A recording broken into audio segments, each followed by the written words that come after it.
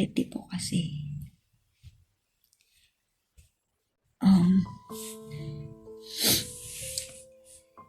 hindi po pwede na hindi pwede na, hindi pwede na dito lang ako sa bahay. Hindi pwede na, sinasabi nga ng iba na magdadrama lang po tayo. Hindi po tayo nagdadrama kasi real life po ito, mga kamarites. Kaya yun, sinundo ko si Kuya Bads kasi nga hindi ako makatulog dito. Kita nyo naman sa mga previous vlog ko na hinahanap siya ni Juno. Hindi ako makatulog kahit na 3 AM na. So, okay lang na may comment kayo ng mga negative. Kasi totoo nga naman kasi, dagdag lang ako sa problema. Oo, dagdag lang talaga ako sa problema kapag may mangyari sa akin na masama. Pero, tinatanggap ko po yun. Maling-mali nga ako nun, pero at least napatunayan ko kay Kuya Bads na handa ko siyang damayan sa oras ng problema. Handa ko siyang putahan or handa kong harapin yung pagsubok kasama siya. Yun po yun. Ayun, thank you so much po sa inyong tatlo. Kababain yung tao pero sobrang tapang po nila that time. Nakikita ko po sa video na yun, kahit na babae po sila pero sobrang strong po nila. Yun, sobrang nila ba, tatag kahit na babae sila pero kaya nilang mag-explore, kaya nilang umalalay kay Kuya Bads. Yun. Ayan. Good morning po sa ating lahat, mga kamarites.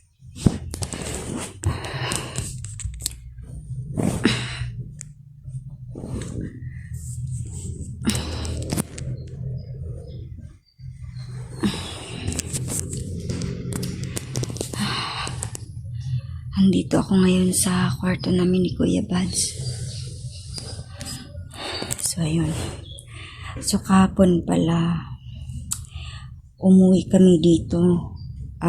Galing kami dun sa bahay ni na SG Hunter 01 mga alas 4 ng alas 3 ba yun? Alas 3 ng hapon. Tapos, nakarating kami dito sa bahay mga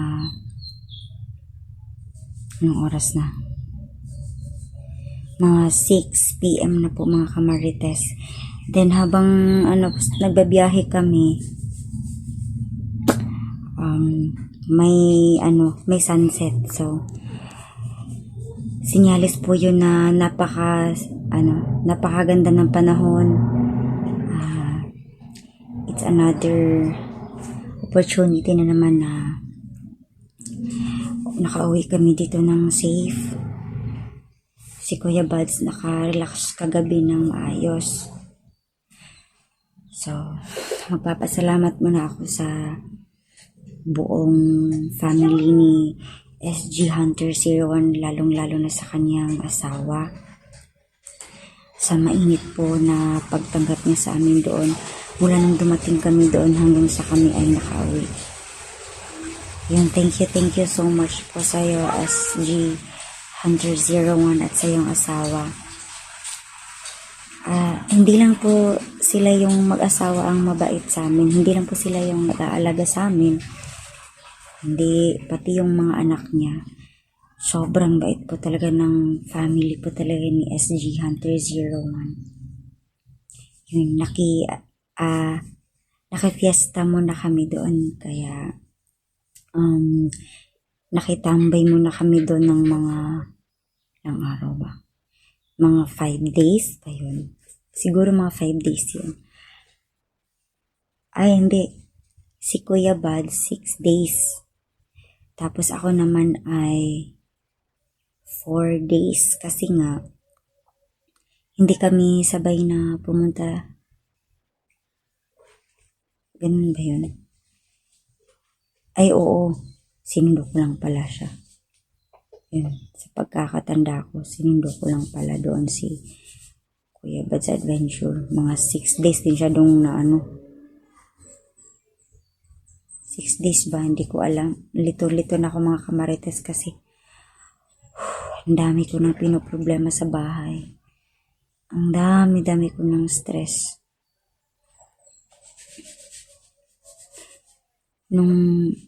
Ay hindi pala. Mga ilang araw din siya doon, naka-relax at naka-stay doon sa bahay ni Kuya SG. Tama. Simula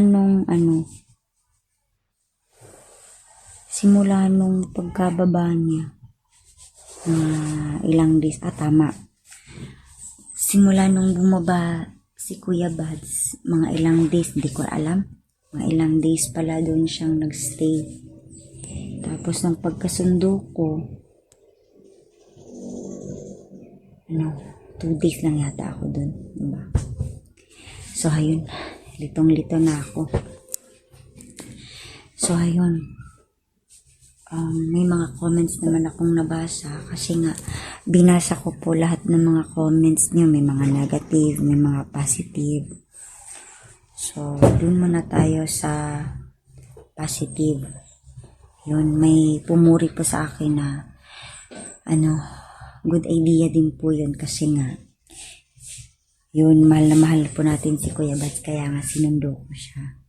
So, yun, may naka-appreciate naman po nun. Tapos, ang the negative side is, yun, may nagagalit po sa akin.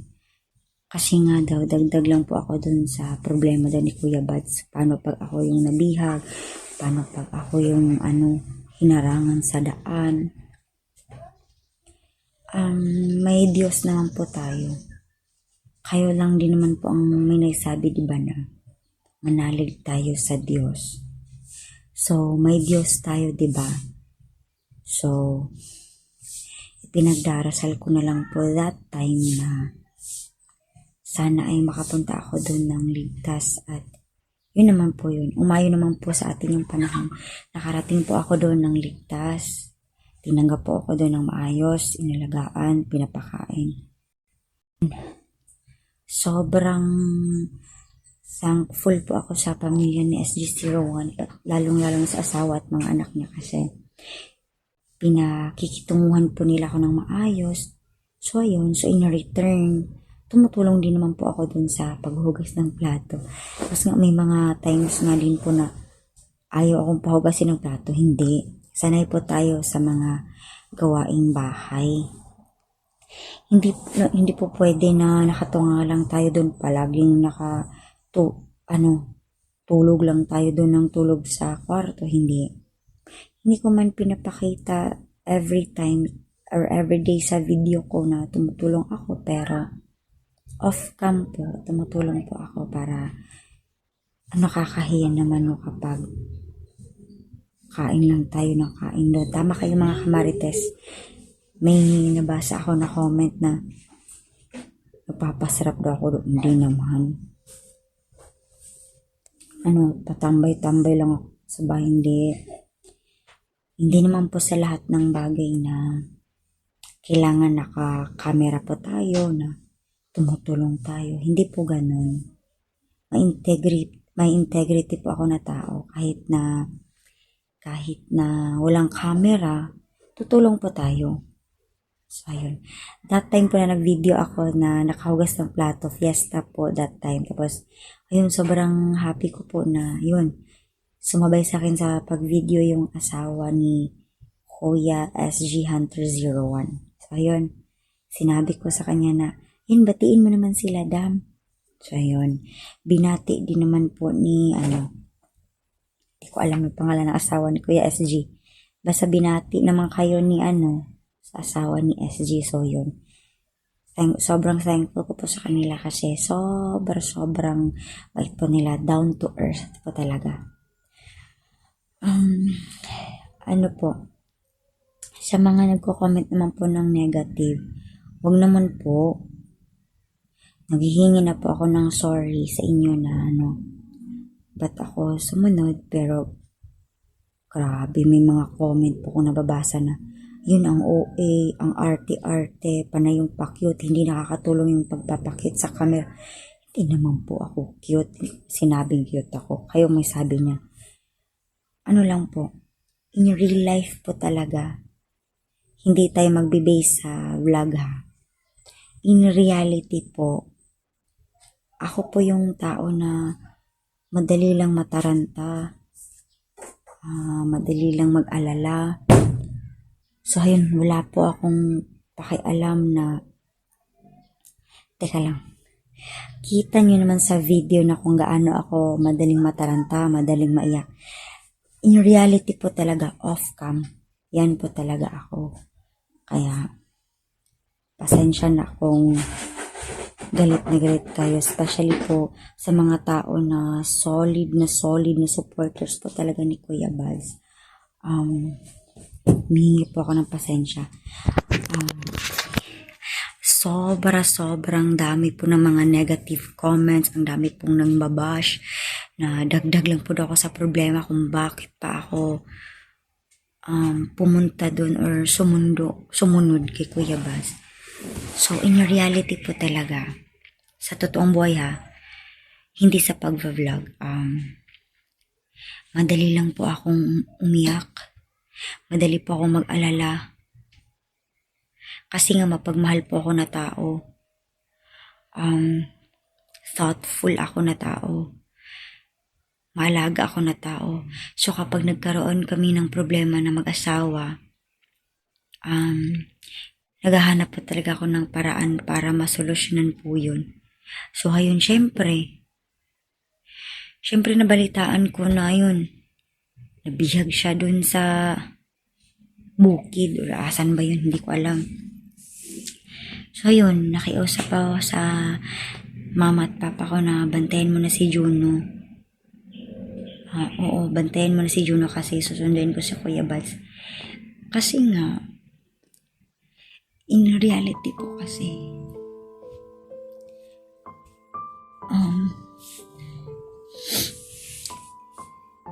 hindi po pwede na hindi pwede na dito lang ako sa bahay.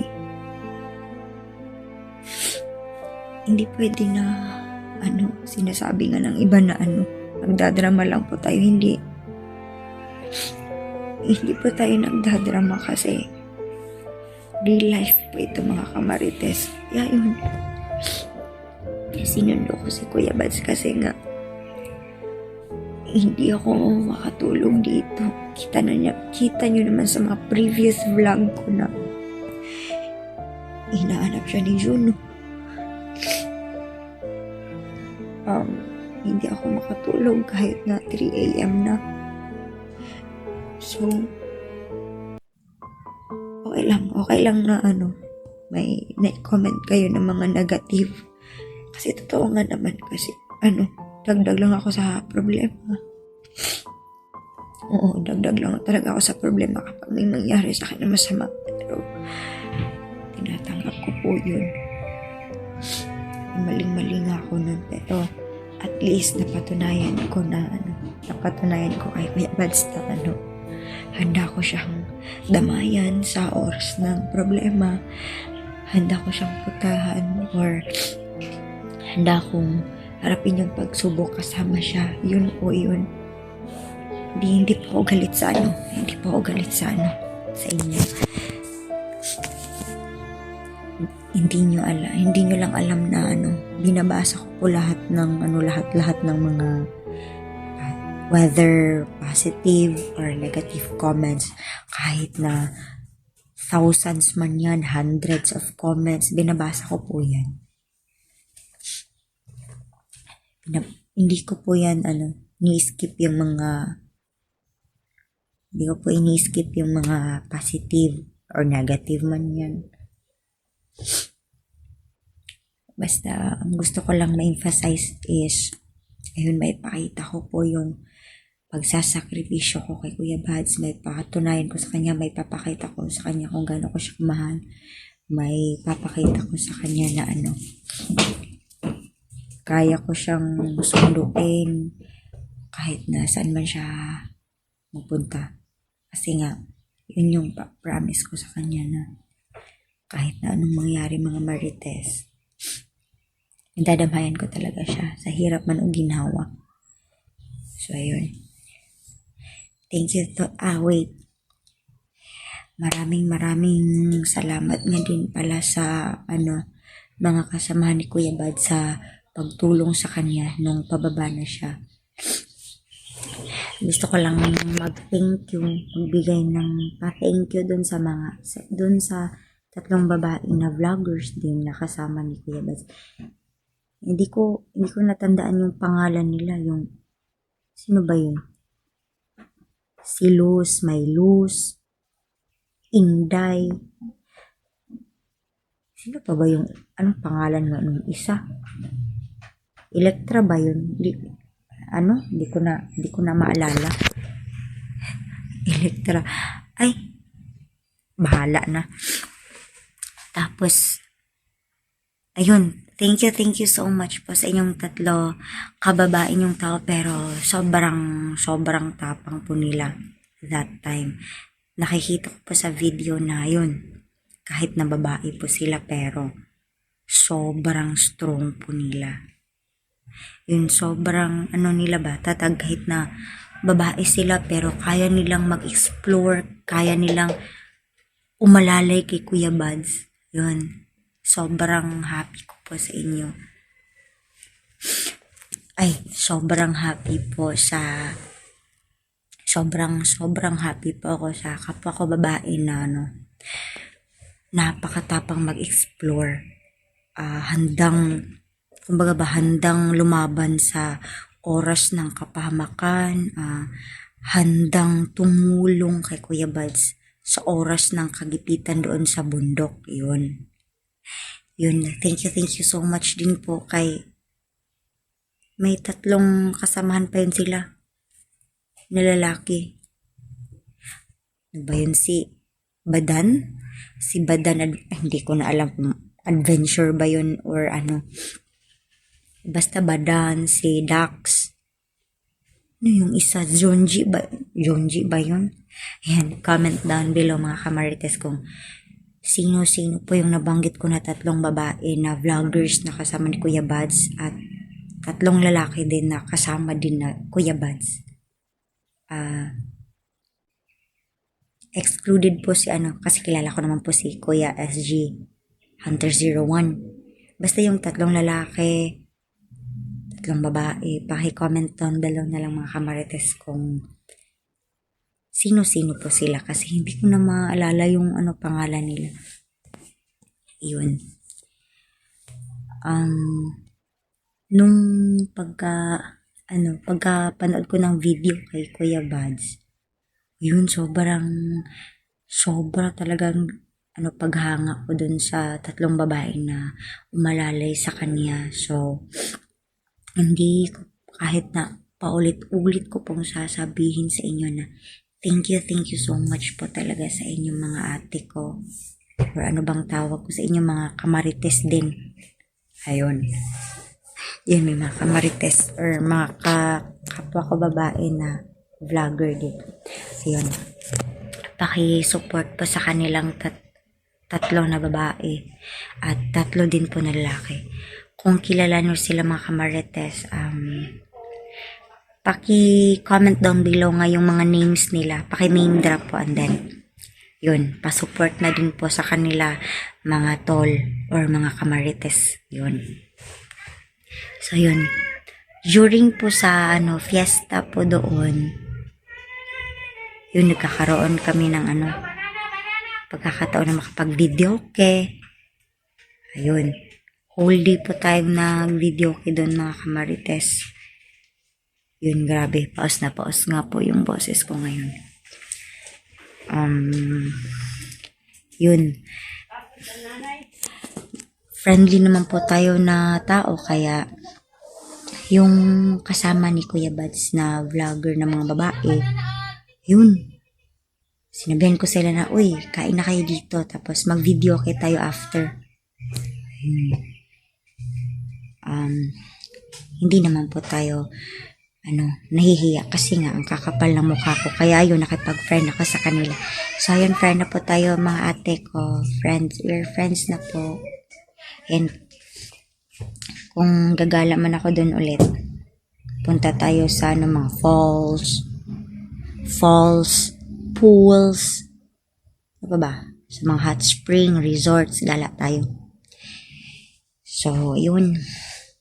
Pinansin din naman nila ako. Tapos, ayun. Mabait din sila. Mabait sila. Approachable. Thoughtful din. Feeling ko malaga din sila katulad ko kasi syempre, mga babae tayo, kapwa tayo babae, tayo yung nakakaalam kung ano yung ugali ng kapwa natin babae. So, ayun. So, impression ko po sa kanila is mabait, matulungin, thoughtful, caring, syempre maganda din at sexy. Yun. Yun, paki-support din sa kanilang mga kanya-kanyang YouTube channel mga kamarites. And sobrang thank you po talaga sa inyo mga ate ko. Dahil sa pag-alalay nyo kay Kuya Bads kasi nga nabali yung niya. Nabali ba yun? O na-dislocate yung niya, legs ni Kuya Bads. Or namaga yung namaga yung ugat sa tuhod niya. Yun ba yun? So, ayun. Sobrang saya ko po that time. Nag-video okay kami. Nakipagmarites na din ako. Nagkakape. Nag-exercise din pala. Kasi nga yung favorite routine ko po sa life is yung pag-ehersisyo or pag-exercise. Tumutulong-tulong din ako sa bahay nila. Kahit na hindi ako masyadong lumalabas kasi nga nakakahiya lumabas dun. Alam mo naman na hindi natin bahay yun. Pati si SG Hunter 01 sobrang thoughtful din po niya. So, ayun. Thank you so much po ulit sa SG Hunter 01's family. And thank you so much nga po pala once again sa 6 na vloggers na nakilala ko.